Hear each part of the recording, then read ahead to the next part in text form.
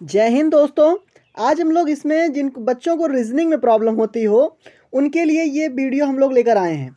आप लोग रीजनिंग की दिक्कत न लें। अगर आपको कोई दिक्कत हो रीजनिंग में, जिस पार्ट से दिक्कत हो, आप कमेंट बॉक्स में हमें बता दें, हम आपको उस तरह का वीडियो प्रोवाइड कर देंगे। जैसे हम लोग इसमें किस तरह का वीडियो देखेंगे, हम लोग जो संबंध होता है उसके बारे में चर्चा करेंगे और उसके बाद जो वेन आरेख का होता है उससे रिलेटेड चर्चा करेंगे और जो नंबर सिस्टम में संबंध होता है, नंबर सिस्टम में और जो वर्ड सिस्टम में, दोनों में संबंध होता है उसके बारे में हम लोग चर्चा करेंगे। आते हैं डायरेक्टली अपने प्रश्नों पर। इसमें पहला प्रश्न हमारा क्या दे रखा है? कह रखा है कि दिए गए प्रश्न में संबंधित शब्द ज्ञात करना है। तो हम लोग इसमें संबंधित शब्दों की चर्चा करेंगे। जैसे बर्तन का किस प्रकार संबंध चम्मच से है। तो किस प्रकार संबंध है? आप जानते होंगे कि जो चम्मच है वो बर्तन का एक अंग है। और उसी प्रकार इसमें देखें कैलेंडर का क्या अंग है। कागज और कैलेंडर दोनों में परस्पर संबंध है? कोई नहीं है। समय और कैलेंडर का परस्पर संबंध है? कोई नहीं है। छपाई से कैलेंडर का कोई संबंध है परस्पर इसका भी कोई संबंध नहीं है। तो हम कह सकते हैं जिस प्रकार बर्तन का चम्मच से संबंध है उसी प्रकार कैलेंडर से तारीख का संबंध है। तो ऑप्शन नंबर डी हमारा यही इसका सही आंसर होगा। अगले प्रश्न पर आते हैं।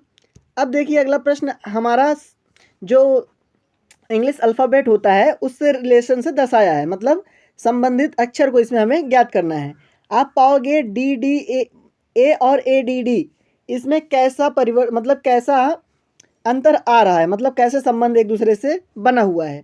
तो आप पाओगे कि जो ये डी डी डी मतलब डी डी ए है, ये या तो प्लस होके आएगा, मतलब कुछ वर्ड जैसे डी के बाद क्या आता है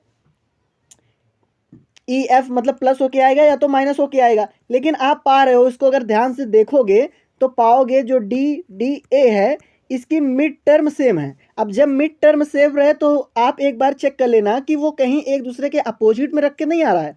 जैसे डी का प्लेस सेम है, मतलब डी का प्लेस वो फिक्स कर दिखा है, डी की जगह है जो वो फिक्स है पहले से। तो ए को आप अगर इस तरह मैचिंग में करो, इधर कन्वर्ट करो, क्रॉस मल्टीपल करके ए रखो और डी को इधर रखो, तो आप पा रहे हो कि इस तरह का सेम प्रोसेस हमारा जो रेशियो अनुपात में दे रखा है दिया गया है। तो इसी तरह दूसरे वाले को करते हैं, आर आर बी को करें। आर आर बी लिए इसका एक प्लेस फिक्स कर दें, आर प्लेस फिक्स, और इसका क्रॉस कर दें। अगर क्रॉस कर रहे हैं तो बी आर आर आ रहा है। तो अगर बी आर आर किसी ऑप्शन में आपको दिख रहा है तो देखें, पहले आप चेक कर लें, अगर किसी ऑप्शन में बी आर आर है तो उसका वही करेक्ट आंसर हो जाएगा। तो आप पाएंगे कि ऑप्शन नंबर सी में बी आर आर दिया गया है, तो ऑप्शन नंबर सी इसका करेक्ट आंसर हो जाएगा। अगले प्रश्न पे आते हैं। अगला प्रश्न इसमें भी संबंधित संख्या से रिलेशन से प्रश्न है, मतलब इसमें नंबर का रिलेशन है। आपको दे रखा है 65 से 8 के बीच, मतलब जो अनुपात दे रखा है इसमें जो संबंध है वो उसी संबंध को आपसे 82 से 8 के बीच दर्शाना है। तो आप क्या पा रहे हो, 65 से 8 में आओगे तो प्लस का कोई चांस नहीं होता, एडिशन का कोई चांस नहीं है, सब्ट्रैक्शन का मतलब माइनस का चांस तो है, लेकिन दोनों के बीच में डिजिट गैप बहुत ज़्यादा है। माने आप क्रॉस मतलब मल्टीप्लिकेशन का भी कोई चांस नहीं है। तो इसमें क्या करते हैं, जब कम से ज़्यादा से कम में आ रहे हो तो कम के देखते हैं ना, कम से ज़्यादा की तरफ हो लेते हैं, अपना रुख आजमाते हैं। तो आप पाओगे ये क्या कर रहा है, आप पाओगे कि ये n एक होता है, n की पावर अगर हम a करें या तो फिर ऐसे लिख सकते हैं a की पावर n करें, अगर हम a की घात n करें माइनस प्लस में 1 करें। एक टर्मिनोलॉजी ये होती है, जब आप पढ़े होंगे अर्थमेटिक प्रोग्रेशन APGP तो आपको पता होगा।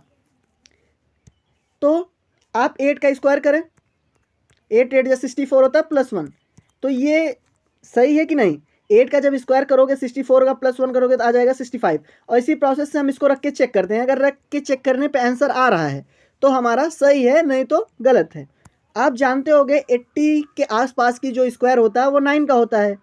तो हम 9 का स्क्वायर करके चेक करते हैं, उसमें प्लस 1 किए थे तो इसमें भी प्लस 1 करते हैं।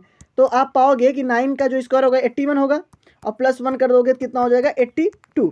82 यहाँ पे हमें दे रखा है, तो किसका स्क्वायर किए थे 9 का, तो 9 किस ऑप्शन में, ऑप्शन नंबर बी में है। तो इसका जो आंसर है सही उत्तर वो 9 होगा। तो कह सकते हैं कि हमारा बी सही आंसर है। अगला प्रश्न आपसे जो पूछ रखा है ये सीधा सीधा कह रखा है कि विषम संख्या आपको मतलब विषम शब्द आपको ढूंढना है। ये भी जनरली वर्ल्ड का मतलब जो वर्ल्ड का संबंध होता है उसी के बारे में चर्चित है। तो आप पाओगे पेट्रोल, ज्वार भाटा, कोयला, मिट्टी, इन चारों में आप संबंध ढूंढो किसमें किसमें संबंध बन सकते हैं।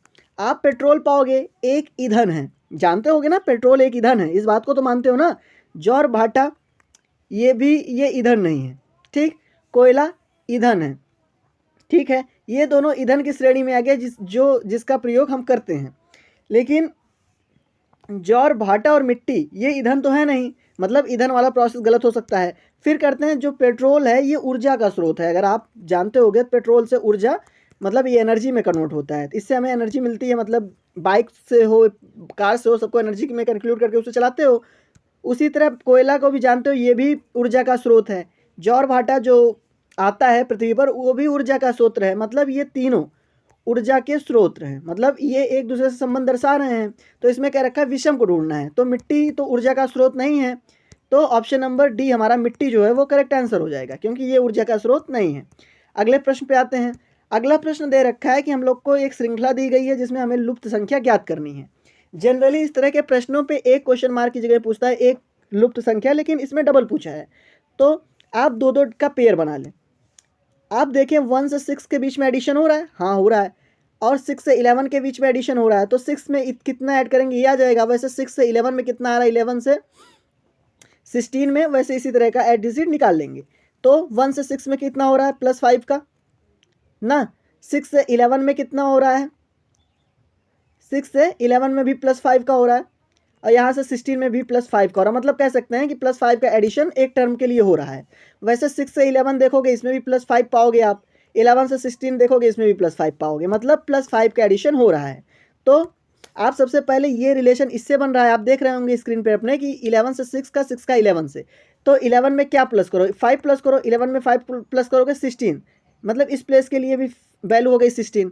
तो एज इट इज सिमिलर दूसरे के लिए देखते हैं, एक प्लेस मतलब एक वैल्यू आ गई, एक क्वेश्चन मार्क की जगह 16, और आप अपने ऑप्शन में देख रहे होगे कि पहली वैल्यू फिक्स जो है वो 16 एक ही ऑप्शन में है, तो ऑप्शन नंबर बी हमारा करेक्ट आंसर हो जाएगा। अब दूसरे को निकालोगे तो 16 में आप 5 प्लस करोगे 21 आ जाएगा, मतलब ऑप्शन नंबर बी हमारा करेक्ट आंसर है। आई होप आपको ये प्रश्न समझ में आया होगा। अगला प्रश्न देखिए वेन डायग्राम से है हमारा। वेन आरेख से ये प्रश्न पूछा है, कह रखा है कि यमुना नदी और नर्मदा का वेन आरेख कौन सा सही है। आप पाओगे यमुना और नर्मदा दोनों नदियां हैं और दोनों अलग अलग हैं, तो ये एक अगर बाहरी डायग्राम हम नदी का खींचते हैं तो उसमें दोनों नदियां समाहित हो जाती हैं। तो ये इस तरह का आरेख आप किस में पा रहे हो, ऑप्शन नंबर बी में, तो कह सकते हो ऑप्शन नंबर बी इसका करेक्ट आंसर हो जाएगा। अब देखिए एक इंपॉर्टेंट तरीका का प्रश्न है, इसको जरूर से जरूर आप खुद से सॉल्व करिए। पहले देखिए इसमें नोएडा को 39658 के रूप में लिखा जाता है, तो इंडिया को कैसे लिखा जाएगा। बच्चों आमतौर पर हम गलती क्या करते हैं एग्जाम हॉल में, जब एग्जाम हॉल में हम लोग जाते हैं तो सोचते हैं कि एन का प्लेसमेंट इतना है, ओ का प्लेसमेंट इतना है, आई का प्लेसमेंट इतना है, तो दोनों से इतना परिवर्तन कर रहा है, इस तरह का संबंध हम लोग ढूंढने जाते हैं। लेकिन ऐसा नहीं है, आप अगर थोड़ा सा दिमाग लगाओगे तो पाओगे अगर नोएडा को आप लिख रहे हो, ठीक, नोएडा को आप लिख रहे हो, देखोगे इसी नोएडा में अगर इंडिया की भी सारी स्पेलिंग, मतलब जो इंडिया है उसकी भी सारी स्पेलिंग इसी में है, तो इसका कोड क्या दे रखा है, मतलब ये प्रश्न हमसे कोड के जरिए पे दे रखा है। आपको एन का कोड दे रखा है 3, ओ का 9, आई का 6 और 5, मतलब डी का 5 और ए का 8। आप इसी तरह आप इंडिया को लिखें, आप ठीक, आप इंडिया को लिखिए, इंडिया लिखे आप। अब ऐसे इट इज़ इंडिया के देखिए आई का कोड कितना है, आई का कोड 6 है, यहाँ पे 6 लिखें। एन का कोड कितना है, एन का कोड 3 है, आप 3 लिखें। डी का कोड कितना है, डी का कोड 5 है, 5 लिखें। आई का कोड कितना है, आई का कोड आप पाओगे कि आई का कोड कितना है, आई का कोड कितना है निकाले थे आप अभी 6, तो 6 है, और ए का कोड कितना है 8 है, तो 6 3 5 6 8। आप किस ऑप्शन में पा रहे हो, 6 3 5 6 8, आप किस ऑप्शन में पा रहे हो, तो 6 3 5 6 8 आपका ऑप्शन नंबर सी में मौजूद है, मतलब कह सकते हैं कि ऑप्शन नंबर 6 का करेक्ट आंसर होगा। अगले प्रश्न पर आते हैं। अगला प्रश्न आपसे पूछ रखा है कि 50 छात्रों की कक्षा में दीपक की जो रैंक, मतलब उसके बैठने की रैंक है वो शीर्ष से मतलब पहले से 20वीं है, एक रो है, इसमें कह रहा है यहाँ से उसकी प्लेसमेंट 20वीं है, टोटल कितने संख्या मतलब बालक हैं 50 हैं टोटल, ठीक, उसकी 20वीं है। तो आपसे कह रहा है अंत में उसकी, अगर अंत से काउंट करें मतलब पीछे से अगर काउंट करें तो उसकी रैंक कितनी है। जनरली बच्चों इस तरह के प्रश्न सॉल्व करने के लिए हम क्या करते हैं, हमने आपको एक फार्मूला इससे पहले वाली वीडियो में जब हम बनाए थे तो बता रखे थे कि आप टोटल जितना रहेगा उसमें से जो उसकी संख्या है उसको दोनों को माइनस कर देंगे और उसके बाद प्लस में 1 कर देंगे। जैसे आप टोटल संख्या कितनी है 50, 50 में से उस बैठा किस स्थान पे 20वीं, इसको +1, आप इसको 50 में से 20 को माइनस करोगे कितना आएगा 30 + 1, तो जो उसकी संख्या होगी मतलब जिस पे वो बैठा है वो 31 होगी। इन दोनों को जोड़ोगे तो 31 आएगी। 31 आपका किस ऑप्शन में दे रखा है, तो ऑप्शन नंबर बी में,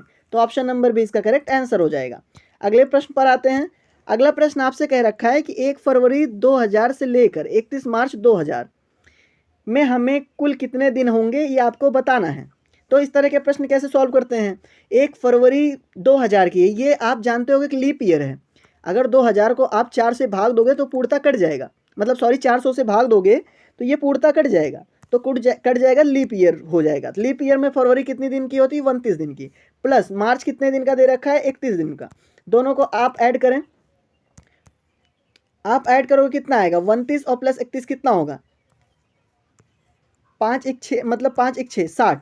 आपका 60 किस ऑप्शन में दे रखा है, ऑप्शन नंबर ए सी में, तो हमारा ऑप्शन नंबर सी इसका करेक्ट आंसर हो जाएगा। अगले प्रश्न पर आते हैं। अगला प्रश्न हमसे कह रखा है कि तार्किक क्रम में आपको व्यवस्थित करना है। पहला दे रखा है तितली, दूसरा दे रखा है कोया और तीसरा अंडा और चौथा क्रीम। आप जानते होंगे कि अंडा, तितली, क्रीम, कोया, ये तितली का बर्थ सर्कुलेशन के बारे में हमें दे रखा है। तो सबसे पहले तितली से क्या आता है, अंडा आता है तो 3 हो जाएगा।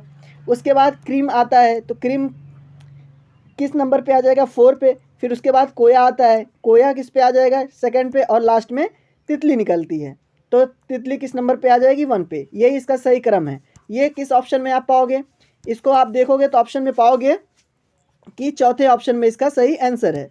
तो आंसर नंबर 4, ऑप्शन नंबर 4 इसका करेक्ट आंसर हो जाएगा। आई होप आपको वीडियो अच्छी लगी हो तो प्लीज़ कमेंट बॉक्स में ज़रूर बताइएगा। Thank you.